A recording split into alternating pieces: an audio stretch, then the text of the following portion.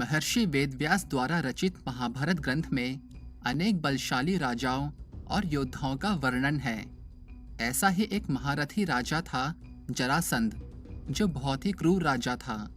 जरासंध दूसरे राजाओं को हरा के उन्हें बंदी बनाकर उनका वध करके चक्रवर्ती राजा बनना चाहता था। इस राजा के जन्म व मृत्यु की कथा बहुत ही रोचक है। बृहद्रथ नाम के एक राजा थे जिनकी 2 पत्नियां थीं, लेकिन उन्हें कोई संतान नहीं थी। संतान प्राप्ति की इच्छा लेकर राजा बृहद्रथ महात्मा चंड कौशिक के पास गए और उनकी सेवा कर उन्हें प्रसन्न कर लिया। महात्मा चंड कौशिक ने उन्हें एक फल दिया और कहा कि ये फल अपनी पत्नी को खिला देना, इससे तुम्हें संतान की प्राप्ति होगी। राजा ने वह फल काट कर अपनी दोनों पत्नियों को बराबर खिला दिया। समय आने पर दोनों रानियों के गर्भ से शिशु के शरीर का एक एक भाग पैदा हुआ।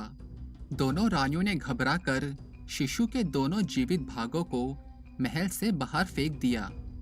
उसी समय वहां से एक राक्षसी जा रही थी जिसका नाम जरा था। जब उसने जीवित शिशु के 2 टुकड़ों को देखा तो उसने अपनी मायावी शक्ति से उन दोनों टुकड़ों को जोड़ दिया और वह शिशु एक शरीर का हो गया। एक शरीर के होते ही वह शिशु जोर जोर से रोने लगा। बालक के रोने की आवाज सुनकर दोनों रानियां बाहर आईं और उस बालक को गोद में ले लिया। राजा बृहद्रथ भी वहां आए और उनके पूछने पर उस राक्षसी ने अपना नाम बताया।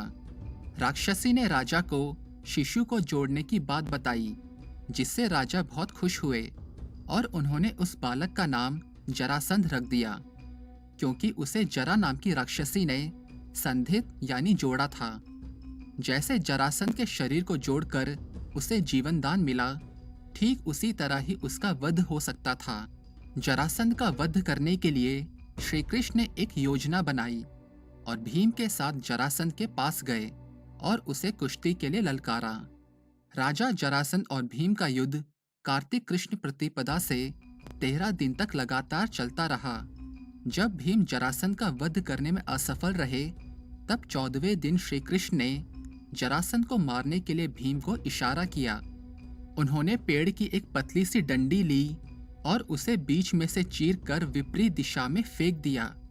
भीम ये इशारा समझ गए और उन्होंने भी ठीक वैसे ही जरासंध की टांग पकड़कर उसके शरीर को बीच में से चीर कर दोनों टुकड़ों को विपरीत दिशा में फेंक दिया, जिससे शरीर के दोनों हिस्से ना जुड़ पाएं।